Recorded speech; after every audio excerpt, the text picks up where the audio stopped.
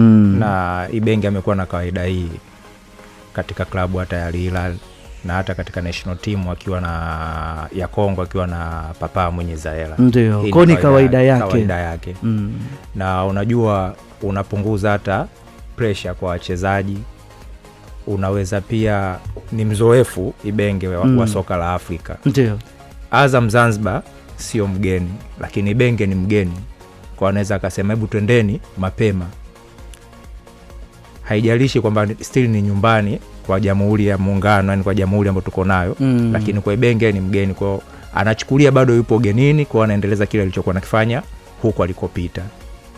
Na mimi binafsi siku zote hata tu alivyotambulishwa mimi niko nyuma ya Ibenge, na muamini sana katika hatua hizi.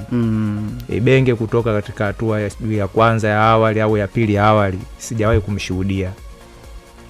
Na hata aliyekuwa CEO wa Azam naye anamwamini. Hata leo nimemsikia akiweka wazi kabisa kwamba kwa kocha aliyokuwepo naye msimu huu anaamini wataingia hatua ya makundi.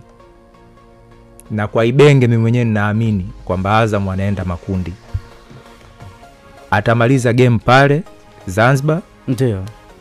Japokuwa Ibu ameonyesha kuiheshimu au kuwaheshimu wapinzani wao. Katika football hiyo ni lazima uheshimu, na ukiangalia KMKM nao ni watu ambao wanapenda kucheza mpira kama ilivyo kwa Azam. So tutarajie mchezo mzuri, lakini mimi my bet kwamba Azam watashinda na atakuja kukamilisha ratiba katika uwanja wao wa nyumbani.